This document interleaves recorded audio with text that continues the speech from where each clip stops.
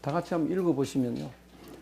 자왈개유 부지 작지자나 아무시야로라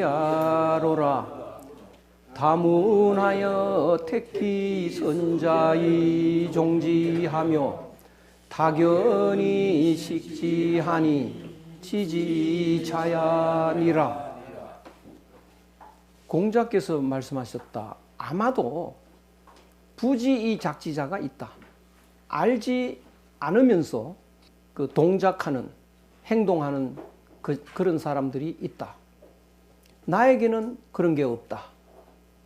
많이 듣고 택기 선자, 그 중에서 좋은 것을 선택해서 따르고 많이 보고 아는 것이니 지로서 지혜의 차원에서는 그 다음 수준이다.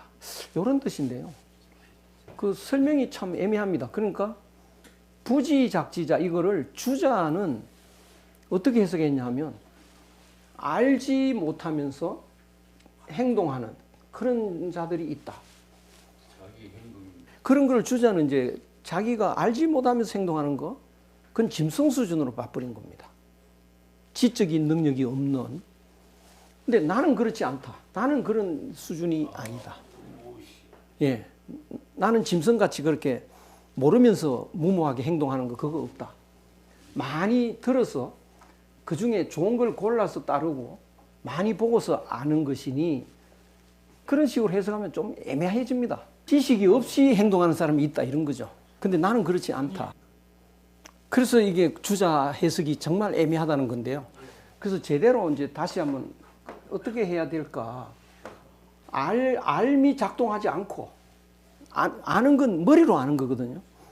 알미 작동하지 않으면서 행동하는 게 있다. 그런 사람도 있고 그런 물질도 있고 뭐 그런 것이 많죠. 우리가 시골서 이제 자라면서 보니까 염소가 이렇게 소, 염소 이런 것은 서서 새끼를 낳습니다. 개는 누워서 낳고 그러는데 새끼가 이렇게 툭 떨어지면 뭐 막 같은 걸 이렇게 쓰고 있어요. 그럼 어미가 그걸 이제 핥아가지고 이 피부에 또 축축한 거 그것도 핥아가지고 그러면 이게 이렇게 툭 떨어졌다가 일어섭니다. 한번 일어섰다가 도로 넘어져요. 되게 그렇습니다. 그 다음에 일어서서는 이제 걷습니다. 안 넘어지고요. 그대로 어디로 가는지 아십니까? 걸어서 자기 어미 젖을 찾아갑니다. 거기 가면 자기 어미 젖이 있다는 걸 알고 갑니까? 모르고 갑니까? 알고 간다고 봐야 됩니까? 모르고 간다고 봐야 됩니까? 그걸 뭐 배운 적도 없고, 예, 어디쯤에 우리 어미의 젖이 있다. 그거 알 턱이 없잖아요. 근데 거기 찾아가는데요, 뭐. 그래가지고 젖을 빨아먹습니다. 여기다가 화초를 키우면요, 그 햇빛 있는 창 쪽으로 잎이 뻗어납니다. 그러면 잎이, 거기 가면 햇빛을 보면 탄소 동화작용을 해서 내가 영양을 골고루, 그거를 섭취할 수 있다. 그걸 머릿속에서 알고 그쪽으로 가나요? 그냥 가는 거죠. 절로 가는 거죠. 절로죠. 그러니까 그런 지식 없이 절로 작동하는 게 있는 거죠.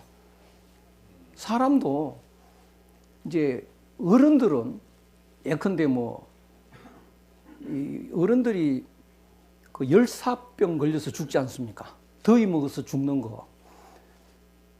특히 거의 열사병 걸려서 죽는 사람들은 거의 다 노인입니다. 그 젊은 애들은 안 그래요. 왜 그러냐?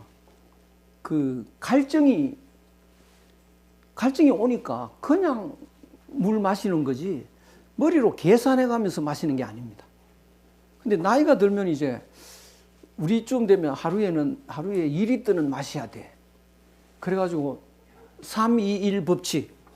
식사하기 30분 전에 한 컵. 또 식사 한 2시간 후에 한 컵. 그리고 또 그 다음 식사하기 전에 또 한 컵.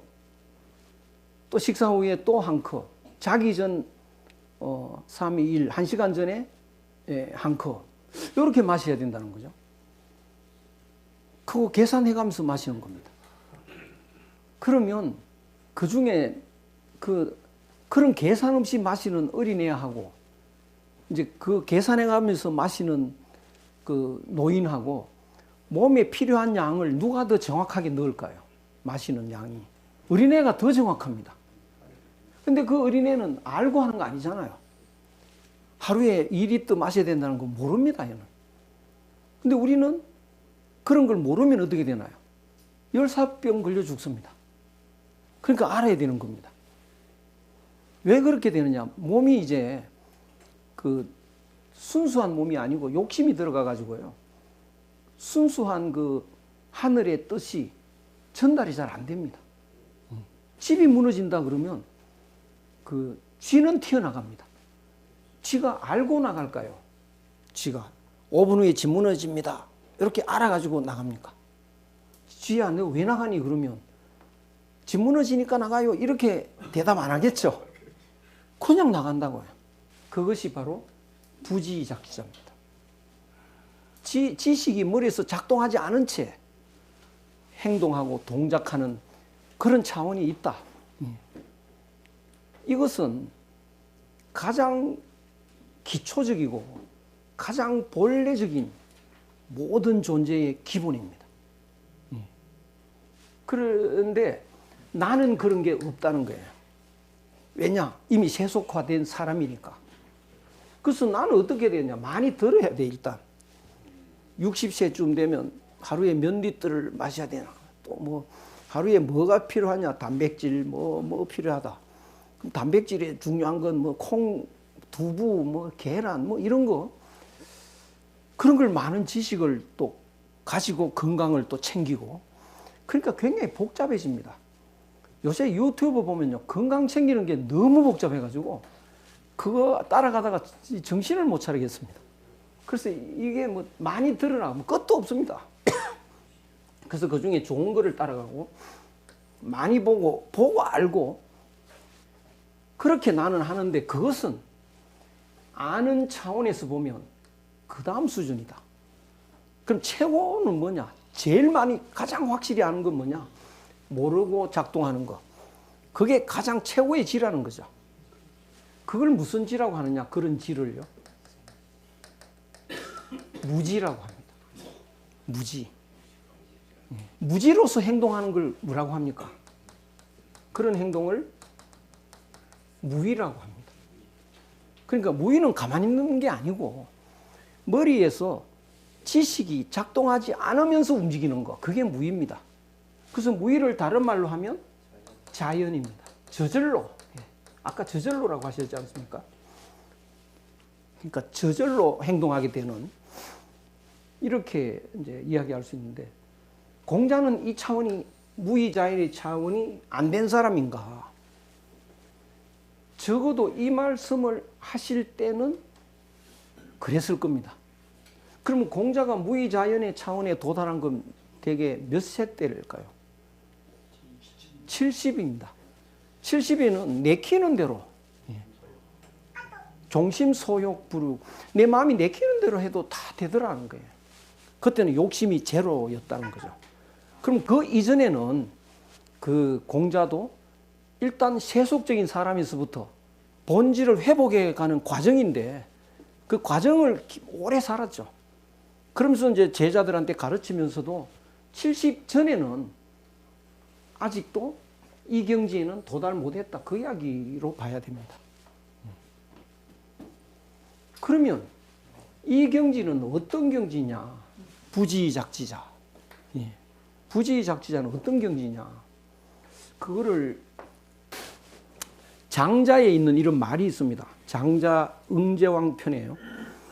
남쪽 바다에 숙이라고 하는 임금이 있고 북쪽 바다에 홀이라고 하는 임금이 있었으며 중앙지방에 혼돈이라고 하는 임금이 있었습니다. 숙과 홀은 때때로 서로 더불어 혼돈의 땅에서 만났습니다. 혼돈은 그들을 매우 잘 대접했습니다.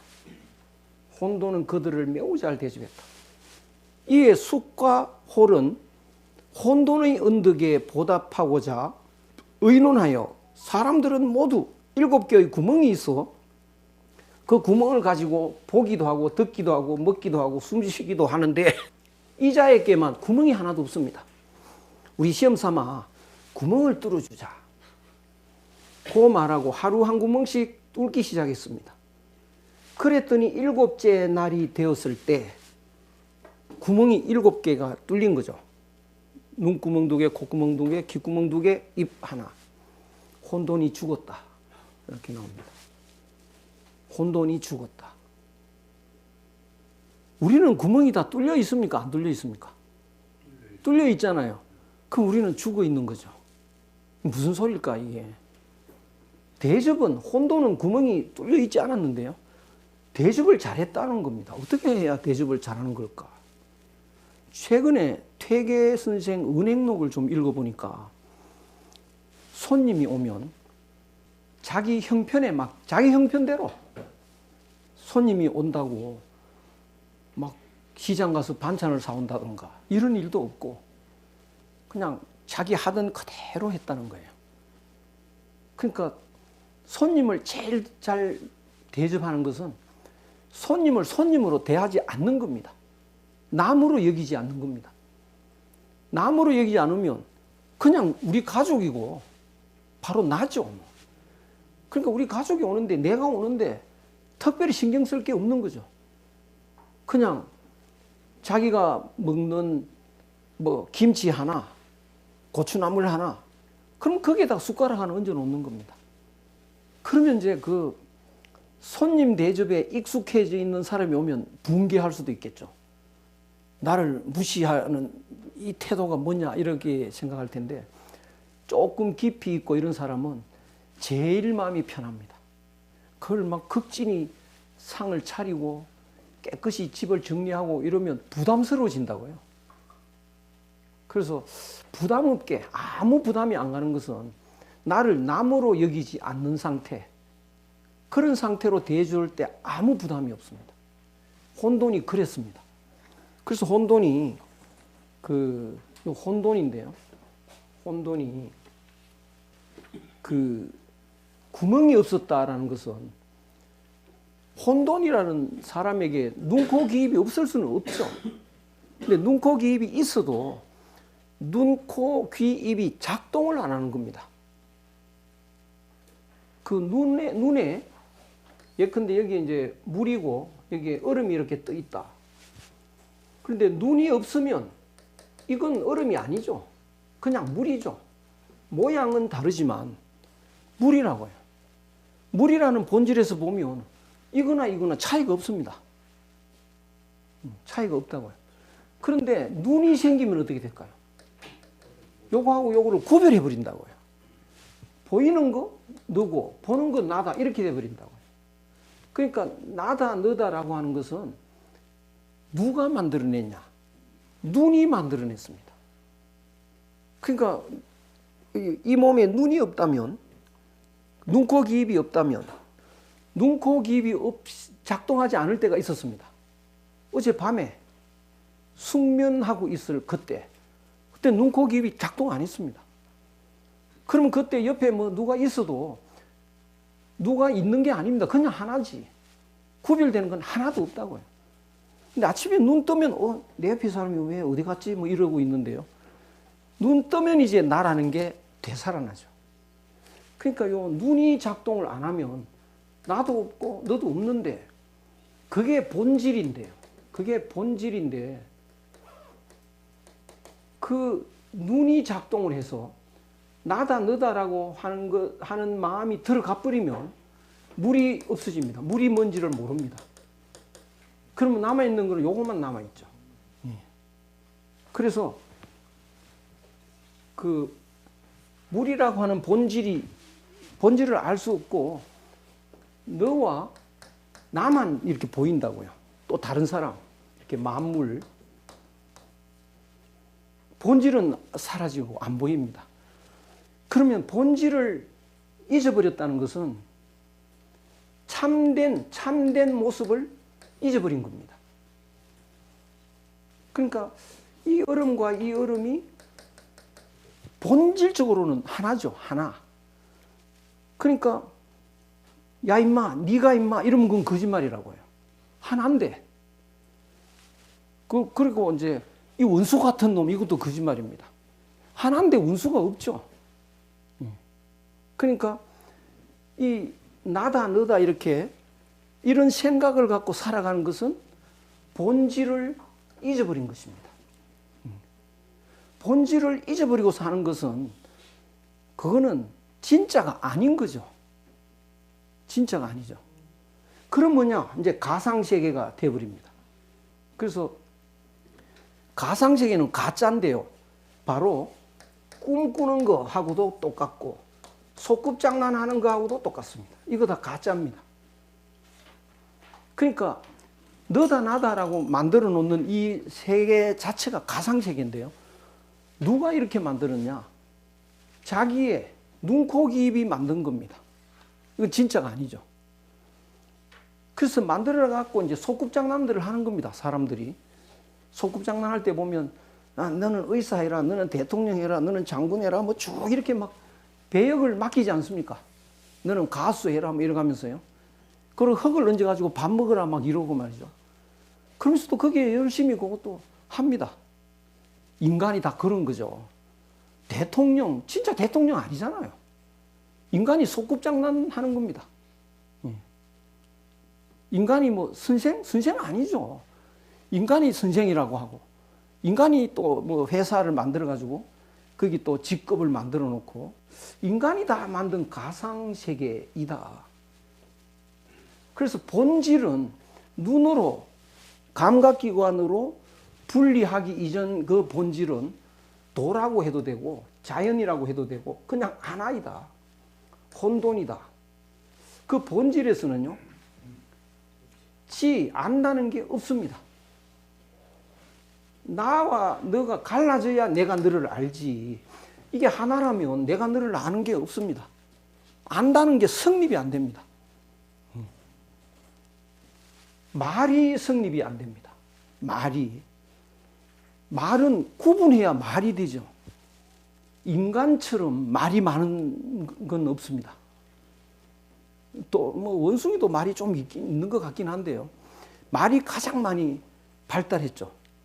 그것은 본질에서 가장 멀어져 있다라고 봐야 됩니다. 그래서 본질이 행복이라고 봐야 되는데요. 본질에서 멀어질수록 불행해집니다. 저 오늘도 그 아침에 텔레비를 이렇게 탁 틀어보니까 어떤 여자분인데 60쯤 됐는데 여동생이 이 지체장애 내성마비입니다. 일찍이 부모가 돌아가시니까 이 여동생 보살피느라고 시집도 안 가고 60이 됐는데 계속 보살피고 있는 거죠. 그러니까 돈이 없으니까 아르바이트 좀 해와가지고 또 보살펴. 그러니까 이 내성마비인 여동생은 말도 제대로 못합니다. 입도 막 이렇게 돼가지고요. 걷지도 잘 못하고요. 그래서 늘 누워있고 이러는데 얼굴이 어떻게 그렇게 행복해 보일까요? 활짝 웃는데 일반 사람들은 야, 내가 저러면 자살하고 말지 저걸 어떻게 사나 이런 생각을 하겠죠. 그 행복한 얼굴을 다른 사람들이 흉내낼 수가 없어요. 그런 걸 보면 본질이라는 것은 이걸 이제 하늘이라고 해도 되는데요. 하늘 마음은 생명의 마음이고 행복의 마음이다 이런 걸 확실히 알 수 있습니다. 그러니까 그 내성마비된 사람은 본질에 가까운 겁니다. 그래서 그런 얼굴이 나온다고요. 그러니까 머리가 발달하는 사람일수록 멀어져 있으니까요. 많이 배운 사람일수록 인상은 행복한 얼굴에서 멀어져 있습니다. 희한하게도요. 그래서 이 본질은 아무것도 없는 게 아니고 생명과 행복에 꽉 차 있다. 이렇게 이해할 수 있는데요. 근데 여기서 이제 벗어나가지고 사람들은 가상세계에 들어와서 이제 너와 나라를 갈라놓고요. 이제 살다 보니까 도를 잃어버린 거죠. 본질을 잃었다고요. 자연스럽지가 않습니다. 하나가 아니고 전부 다 각각 남남이죠. 모든 걸 구별합니다. 혼돈이 아닙니다, 이제. 그래서 구별을 딱딱딱 해가지고요. 요새는 지식이라는 게 뭐냐? 서양의 철학자를 만났더니 지식은 그 칸막이 치는 거다. 그래서 이거를 약방문, 그 한의사한테 가면, 그 요새 한의사는 몰라도 옛날에는 여기 이제 요렇게 된 약방 그 서랍이 쫙 있는 게 있습니다. 요렇게. 여기에 뭐 감초 넣고 여기는 뭐 구기자 넣고 뭐 당당당 넣어놓은 거 있지 않습니까? 그것처럼 지식을 이렇게 난도질 해가지고 여기 넣고 여기 넣고 여기 넣고 뭐 그거 뭐다? 그럼 여기 뽑으면 거기 들어있다. 이제 지식이 그렇게 이걸 이제 지식을 그 쌓아서 여기 담아 두는 겁니다. 그래서 지식을 요 약방문에 담듯이 그런 걸 많이 할수록 전문가라고 그럽니다. 근데 그런 걸 많이 할수록 하나에서 멀어져 있죠. 멀어져 있으니까 말을 계속 하는데 자꾸 본질에서 먼 소리를 한다고요. 그러니까 서양 철학자들 이야기 들어보면 뭔 소리인지 모릅니다. 현실하고 하나도 맞는 게 없습니다. 뭐 누구와 존재가 어떻고 실존이 어떻고 뭐 여기서 이야기하는데요. 동양 철학도 그렇습니다. 이발기발하고 있는데 뭔 소린지. 예. 그게 어쨌단 말이냐 그래서. 그러니까 자꾸 지식을 자꾸 나열해가지고 요 칸막이를 칩니다. 그래서 구별을 자꾸 많이 할수록 전문 지식이 더 많다. 더 앞선다. 이렇게 착각을 하죠. 그리고 유지, 예. 알무로 꽉 차 있고요. 유언, 말이 많아지고요. 행동 방식도 점점 다 복잡하게 돼버립니다. 그래서 우리는 말을 또 강요합니다. 사과해, 뭐 이런 식으로요. 사랑한다고 말해, 이런 식으로요. 그러면 이거는 기본적으로 진리에서 벗어났기 때문에요. 사과합니다. 진짜 사과하는 건가요, 그거? 아무 그것도 없습니다. 사랑합니다. 그러면 도망가요, 사람들이. 사랑한다는데. 사랑한다고 말하면서 속으로는 욕심 채우고 싶어요. 요거를 갖다가 말을 그렇게 바꾸고 하는 겁니다. 예. 그러니까 이게 온갖 문제가 여기서 막 생겨납니다. 그래서 이거는 사실은 가짜인데. 그래서 이렇게 사람들이 이렇게 살다 보니까 진실을 외면하고 본질을 잃어버리고 소꿉장난을 하고 있다. 꿈꾸는 거다. 이렇게 이제 분류해서 볼 수 있는데요.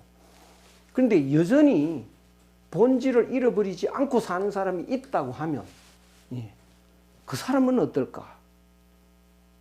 이제 기독교식으로 하면 이제 아담과 하와인데요. 아담과 하와가 지금 살아간다면 살아있다면 어떨까? 세상 사람들을 보고 참 어떻게 문명이 저렇게 발달했을까? 막 달에도 간다. 신통하고 막 이렇게 정신 못 차릴까? 왜 그 짓거리를 하느냐라고 생각할까? 어느 쪽일 것 같아요? 예. 소꿉장난이 좀 지나치네 이러겠죠. 아메리카의 인디언, 아메리카 원주민이 옛날 그 부족이 있었대요.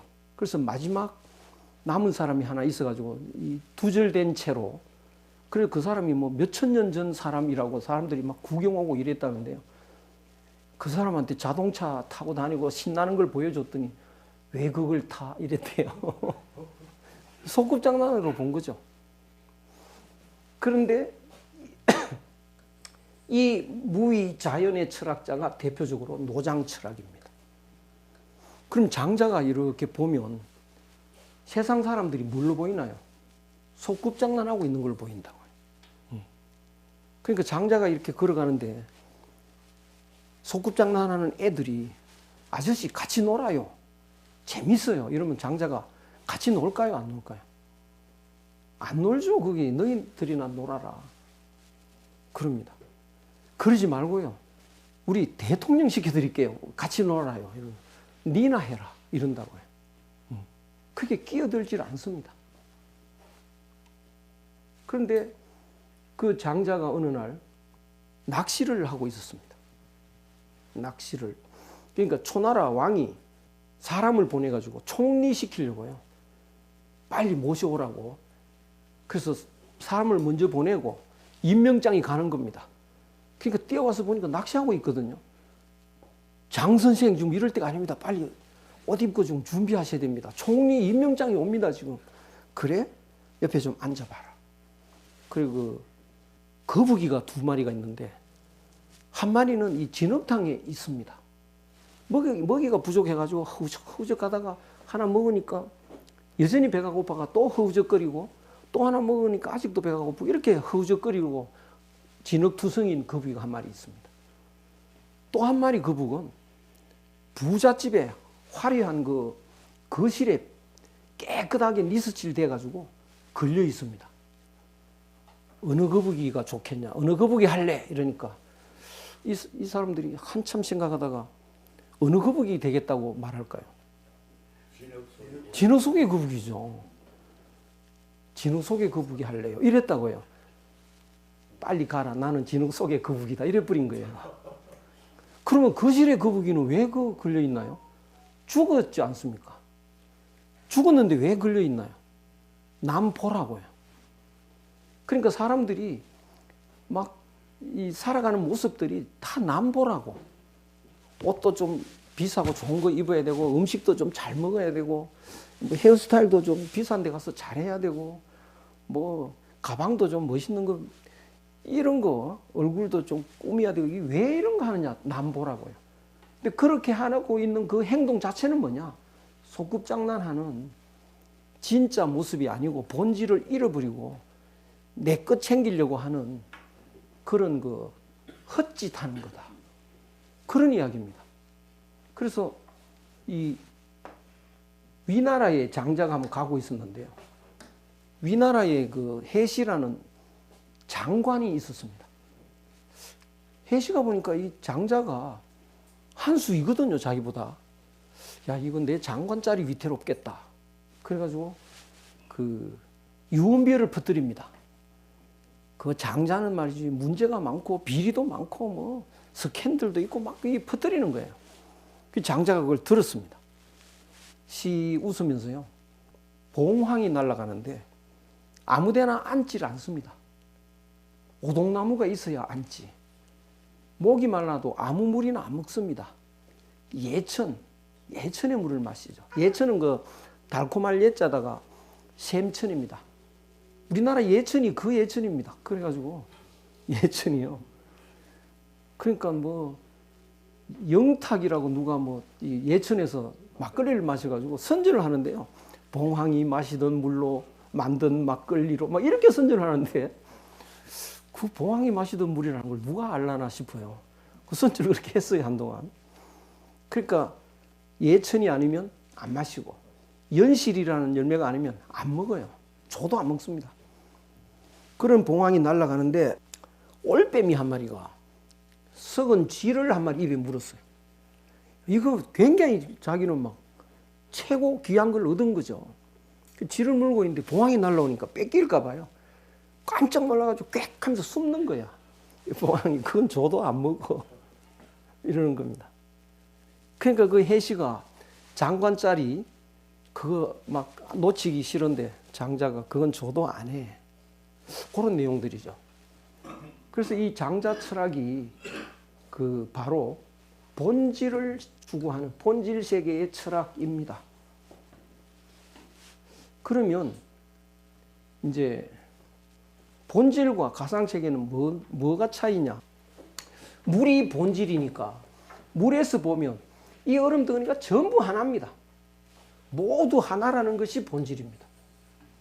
그런데 눈, 코, 귀, 입에 현혹이 돼가지고 본질을 잃어버리니까 이 물이라는 것이 뭔지를 모르게 된 거죠. 그래서 눈이 생겨가지고 이제 이게 다 각각 다른 존재로 알게 됩니다. 그래서 다 남남이다. 남남끼리 우리가 살아간다. 이렇게 판단하고 사는 것이 가짜의 세계에서 살아가는 가짜의 모습이다. 이렇게 이해할 수 있습니다. 그러면 이제 그 어떻게 되느냐 하면 우리들은 나다, 너다, 그다, 만물이다 이렇게 분류하는 것은, 구별하는 것은 유한하다는 겁니다. 유한하다. 예. 나다라고 하는 게 있다면 나는 시간적으로, 공간적으로 유한한 삶을 살게 돼 있습니다. 시간적으로는 저는 이제 1951년에 났다.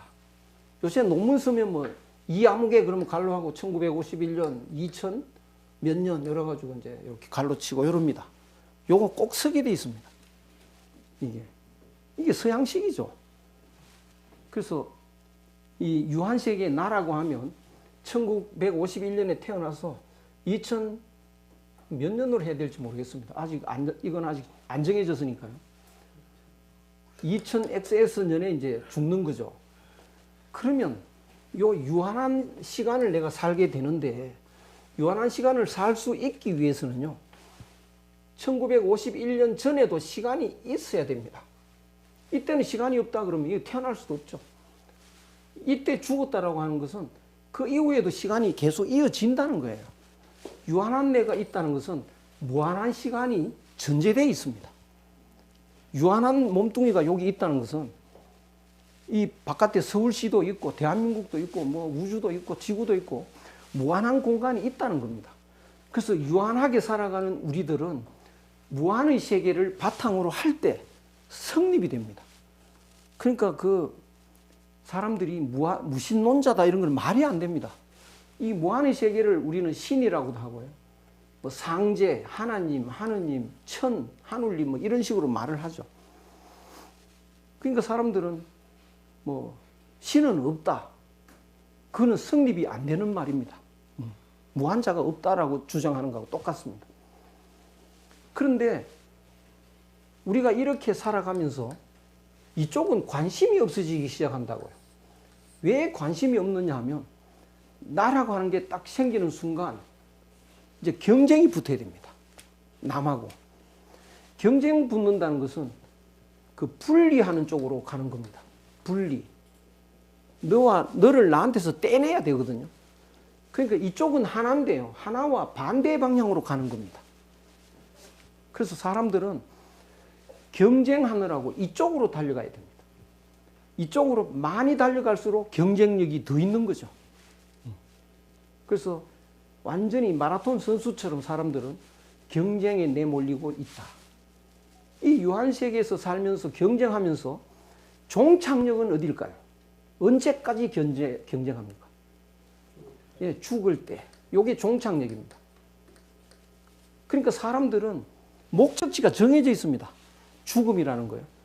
그 목적지를 향해서 달려가면서 그 가는 과정에서 내가 니보다 낫다. 이제 이게 서로 자랑하면서 달려가는 거죠.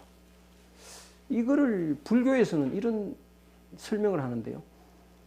양계 니우 투입해. 니우가 그 진흙으로 만든 소입니다. 진흙으로 만든 소 두 마리가 싸우면서 바다로 향해 간다. 바다로 들어가 버리면 어떻게 되나요? 둘 다 녹아버리죠. 이긴 놈이나 진 놈이나 뭐 아무 차이가 없습니다. 아직 그들의 소식을 듣지 못했다. 뭐 그런데 그거 없어지는 거라고요.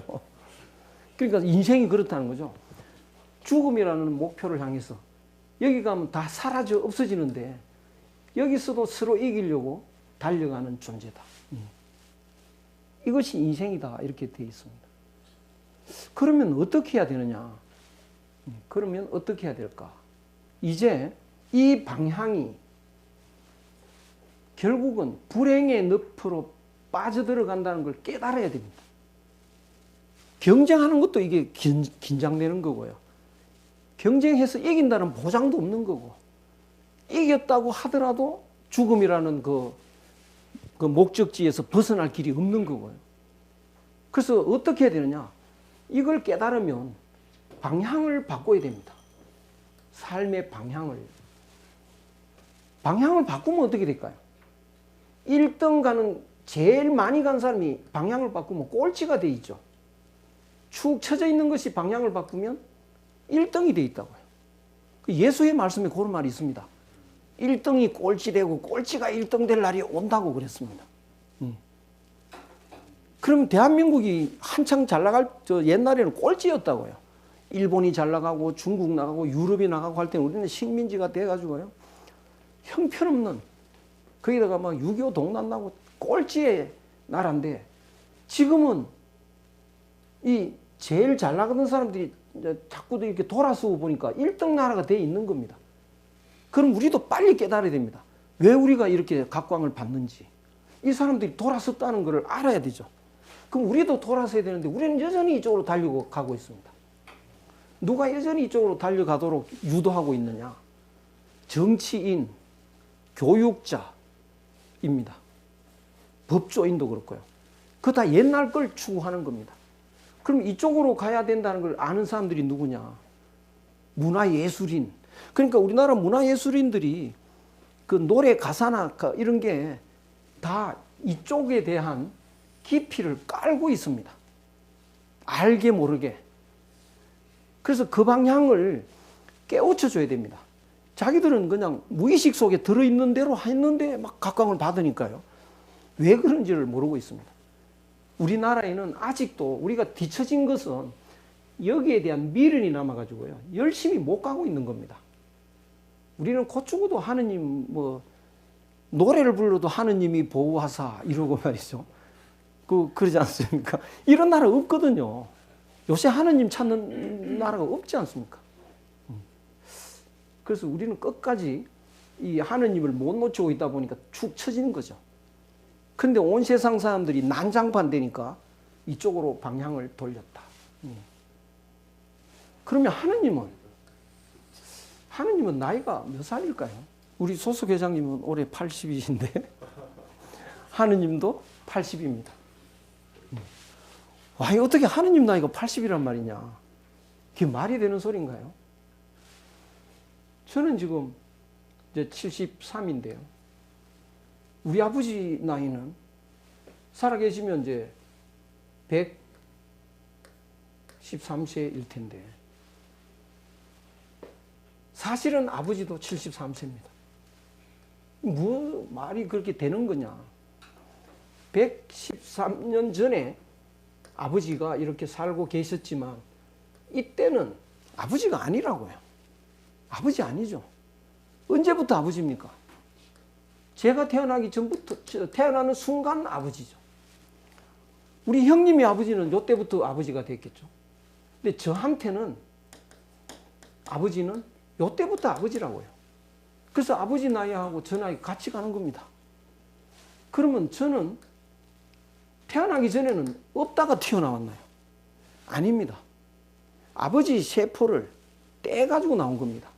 마치 나무가 하나 있으면 요걸 잘라가지고 여기 심었습니다.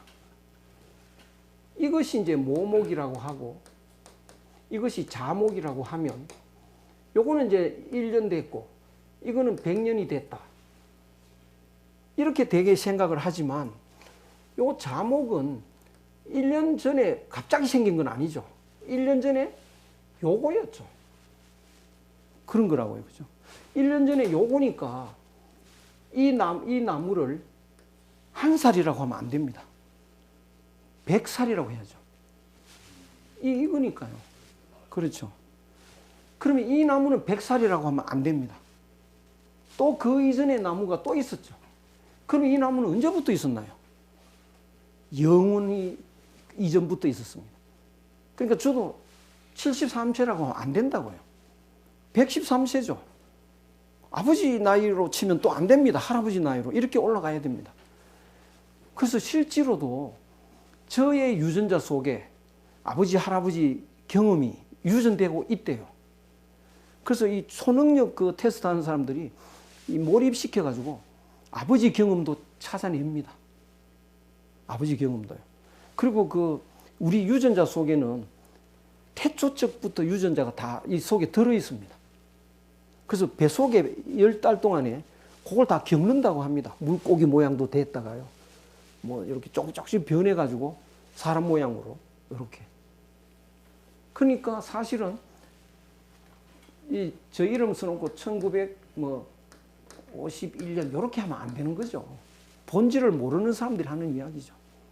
그러니까 예수가 그랬는데 사람들이 나는 저 하느님 아버지 아브라함 시대에 나를 사랑해 주셨던 그 정성으로 뭐 이런 기도를 드리니까 네가 나이가 얼마인데 아브라함 때 살았냐고 이랬거든요. 그러니까 아브라함이 있기 전부터 나는 있었다 이랬어요. 그러니까 미친 사람이라고 돌 던져가지고요 맞아 죽을 뻔했습니다. 근데 이게 이야기가 된다고요. 이게 본질을 알면 그러니까 나는 언제부터 시작됐냐? 불생이죠. 생겨난 적이 없습니다. 태초부터 있습니다. 그러면 불멸이죠. 나는 죽어 없어지는 거 아닙니다. 이 나무가 없어졌다. 요 나무는 있더라. 그럼 그 나무가 그 나무지 뭐. 예. 이 나무가 없어졌더라. 가지 하나 떼가지고 또 살아있다. 그 나무가 그 나무죠. 전체는 변함없는 하나의 본질입니다. 그렇게 돼 있는데 사람이 이 사실을 모르고 있을 뿐입니다. 사람 이외에는 풀 한 포기도 영생하고 있더라고요. 그게 풀 한 포기도. 거기서 열매가 또 떨어져서 또 씨가 또 나고 계속 살아가는데 그럼 사람도 다 똑같은데 사람은 왜 나는 이제 영원히 못 산다고 하느냐? 나라는 것이 생겨가지고 그렇습니다. 원래 나는 없는 건데요. 그래서 나라는 것이 생기는 순간 이미 가짜일 뿐만 아니고 비극 속으로 빠져들어갑니다. 늘 남하고 경쟁해야 되고요. 그리고 늙어 죽어야 되고요. 이런 불행에서 못 벗어납니다. 그러면 어떻게 해야 되느냐? 이제 나는 나의 유한한 것을 극복해야죠. 어떻게 극복하느냐? 나는 방향을 바꿔서 이쪽으로 가야 됩니다. 이쪽으로 가야죠. 이쪽으로 가기 위해서는 유한한 나를 자꾸 키워서 무한하게 키워나가야 됩니다. 그래서 풍선이 이렇게 있으면요. 여기에 공기가 유한하죠. 그럼 이 공기를 유한하게 하려면, 무한하게 하려면 어떻게 됩니까? 바람을 자꾸 더 넣어야 됩니다. 그러면 풍선이 자꾸 커져서 펑 터지죠. 이게 도가 터지는 겁니다. 몸에 마음이 들어있는데 자꾸 이 마음을, 하늘 마음을 자꾸 키워나가면 터져서 몸 밖으로 확 연결이 되어버립니다. 그래서 그 명상하는 사람들 이야기 들어보면 이제 저는 그런 게 느낌이 좀 오긴 하던데요. 어느 순간 마음이 갑자기 확 이런 느낌이 들기도 합니다. 확 들어가지고 우주 전체에 꽉 차버린다. 이런 느낌. 근데 어떤 사람은 또 이런 말도 하더라고요. 우주 전체가 확 줄어들어가지고 내 속에 다 들어와 버린다. 이런 또 말하는 사람도 있고. 그 느낌입니다. 느낌. 그래서 그런 느낌이 이제 그런 느낌이 어떻게 되느냐. 여기에 있는 욕심이 줄어들고 하늘 마음이 자꾸 커져서 펑 터지는 느낌. 그러면 이제 유한한 게 끝나버리고 이것이 없어져 버리죠. 이 칸막이가. 없어져 버리죠. 그래서 유한자를 극복하는, 자기를 키우는 거. 자기 속에 뭐가 들었냐? 척은지심, 척은한 마음, 수호지심, 시비지심, 사양지심, 시비지심. 이걸 사단이라고 합니다. 이 사단을 맹자는 자꾸 키우라는 겁니다. 확충사단. 사단을 자꾸 키워서 어느 순간 펑 터질 때가 있다. 그러면 무한자하고 만나는 거죠. 이런 진리의 깨우침의 대표가 제가 볼 때는 유학이고요. 기독교입니다. 대표적으로. 그러니까 기독교도 하느님 만나는 게 가장 기본입니다. 유학도 하늘과 하나 되는 거, 이게 이제 천인합일이라고도 하고요. 그렇게 되면 이 칸막이가 없어지죠. 칸막이가 없어지면 뭐가 되어버리나요? 아버지, 내가 태어나기 전에는 나는 어디에 있었습니까? 아버지하고 하나였죠. 그래서 우리 아버지가 여기서, 제가 여기서 태어났다면 요때의 요 아버지는 나와 아버지가 하나로 분리되지 않은 채 있었습니다. 그러니까 하느님은 창조하신 분이고 저는 피조됐다. 그러면 이 언제부터 창조주냐? 제가 피조되는 순간부터 창조주죠. 그러니까 하느님의 나이하고 저 나이는 같이 가는 거라고요. 그럼 제가 피조되기 전에 나는 어디 있었냐? 하느님과 분리되지 않았습니다.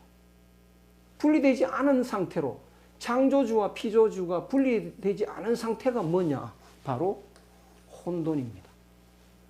그러니까 하느님을 만나서 궁극적인 목적은 이쪽으로 가는 거라고요.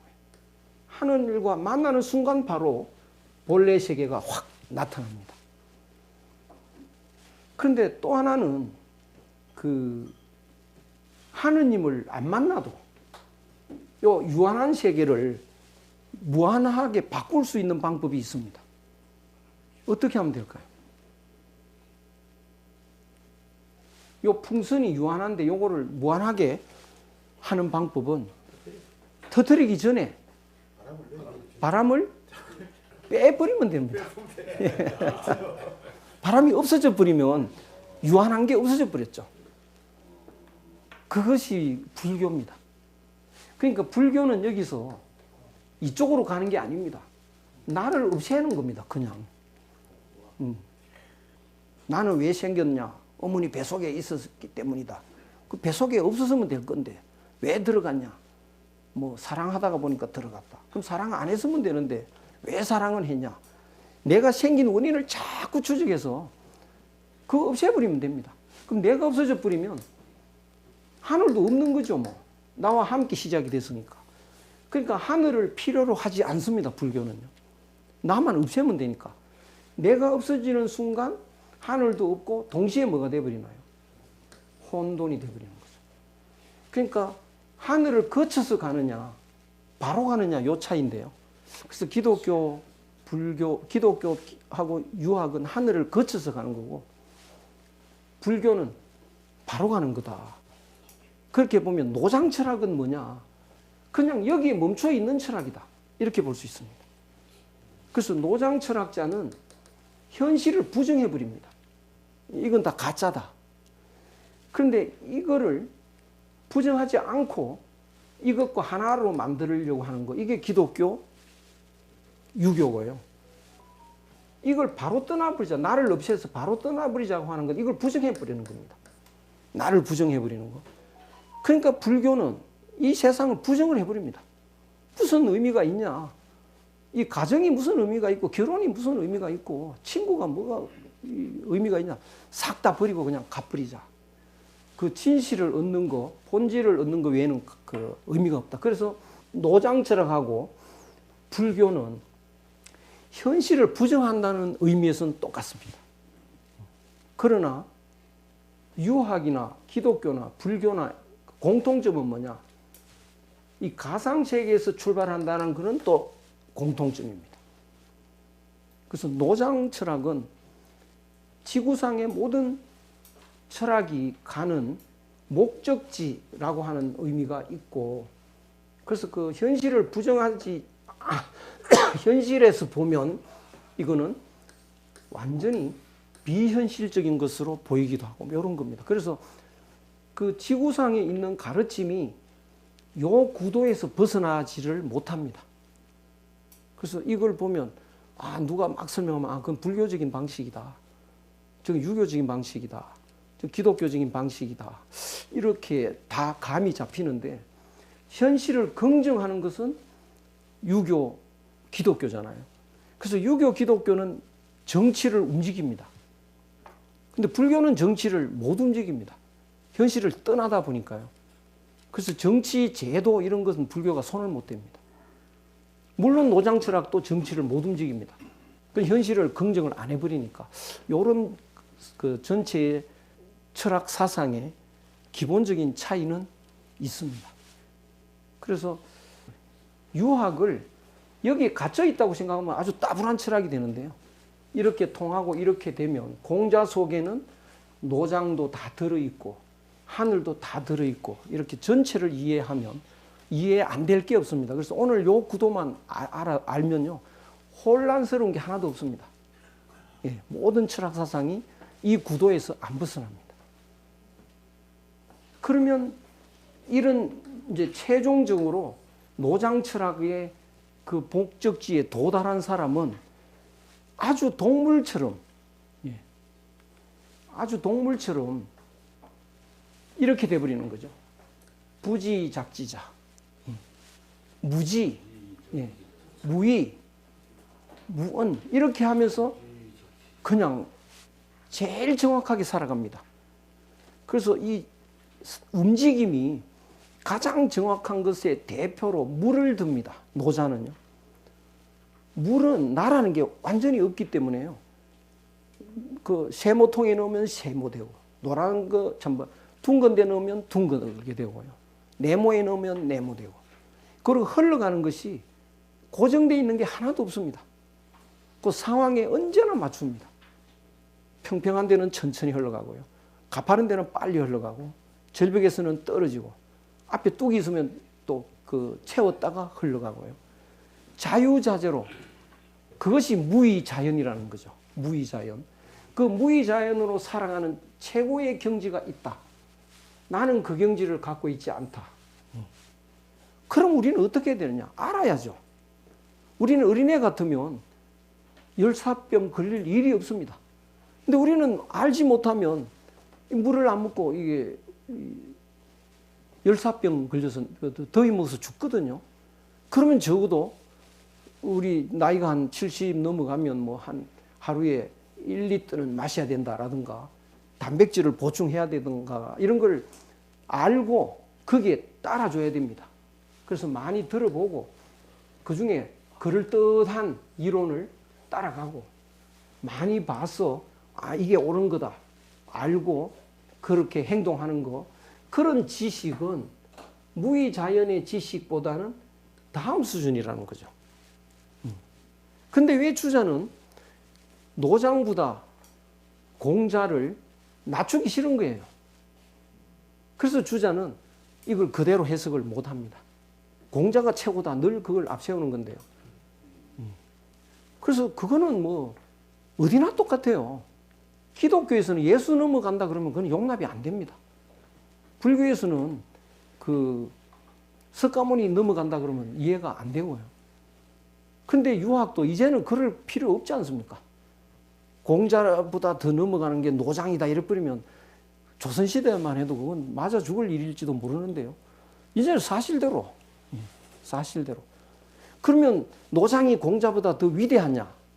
공자가 거기까지 간 사람이니까 70에. 그러니까 노장학자들이 공자한테 나타납니다. 논의 뒷부분에 가면요.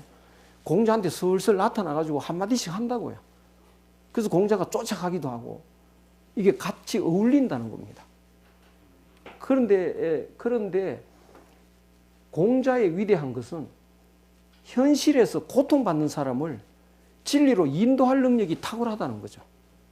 노장 철학은 그건 못한다고요.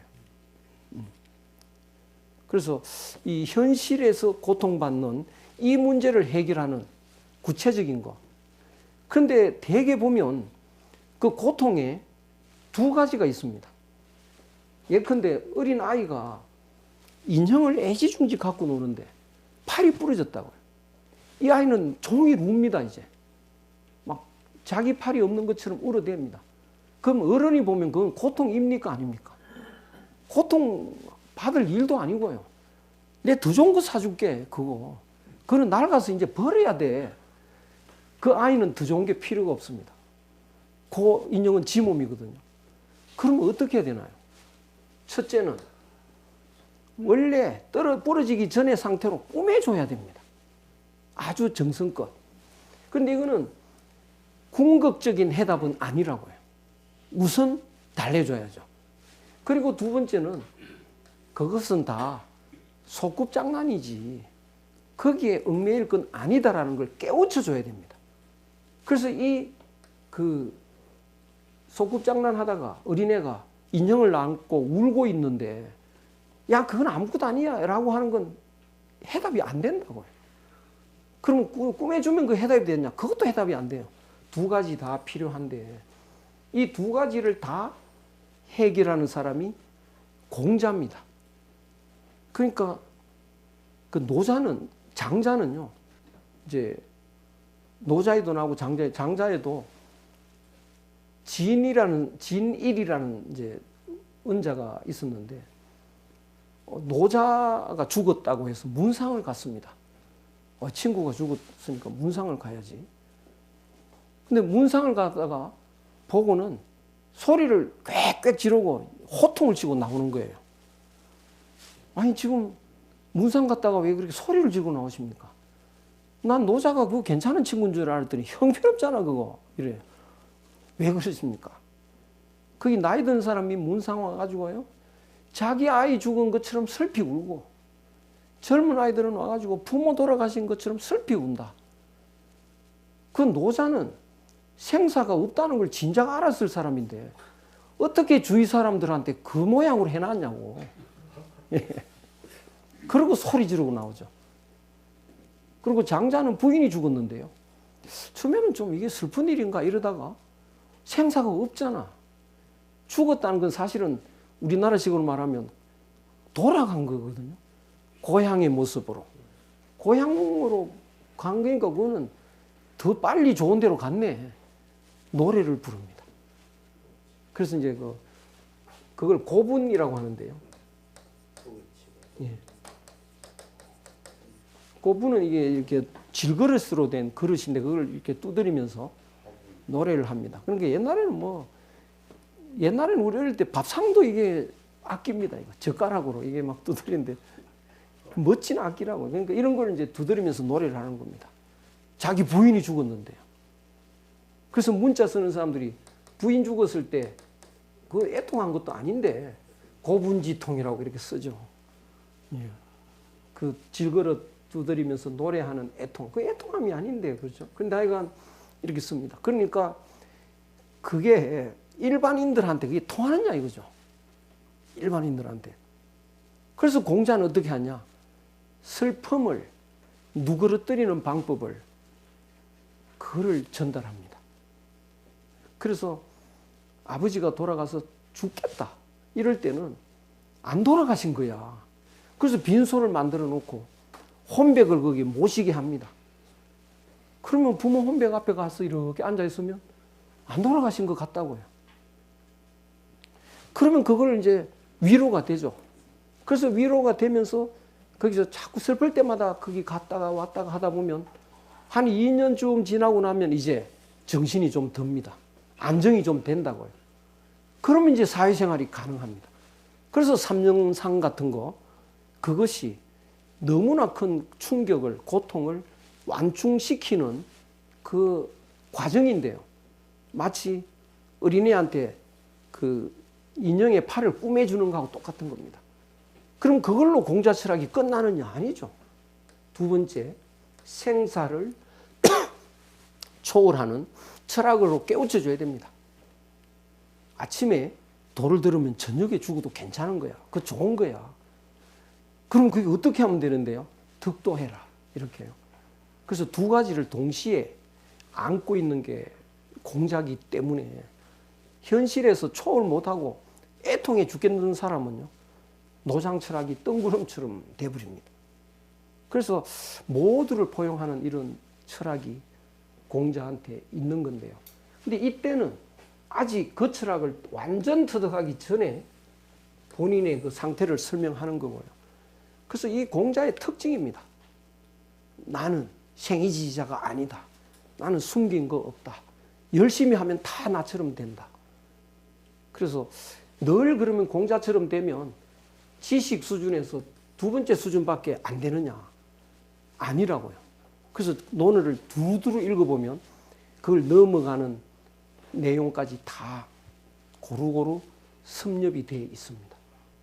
그래서 요 문장이 논란이 되고 이제 주자가 워낙이 좀 반대로 해석을 했기 때문에 이제는 좀 제대로 말할 수가 있고요. 그래서 정확하게 이해를 하면 그 철학 전체의 구도를 이해하는 데 굉장히 도움이 됩니다. 그래서 많은 시간을 투여해서 설명을 했습니다. 예, 오늘 여기서 마치고 집에 가서 한번 복습을 또 좀 해보시고요. 이 내용이 책에는 건너뛰는 바람에 이게 이거를 이런 내용들이라도 좀 있으면 훨씬 도움이 되는데요. 이런 게. 그래서 하여간 차분히 좀 보시고 약간이라도 이해가 안 되시면 바로 말씀을 해 주셔야 됩니다. 굉장히 어려운 내용입니다, 이거. 예. 뭐 내가 아버지하고 나이가 똑같다 이런 이야기 얼른 들으면 말도 안 되는 소리고요. 하느님 나이가 내 나이다 이래 뿌리면 이게 미친 소리 듣고 이렇게 되는데요. 차분히 이런 걸 들여다보면 납득이 가게 돼 있습니다. 그럼 여기서 마치고 다음 주에 또 뵙겠습니다. 예.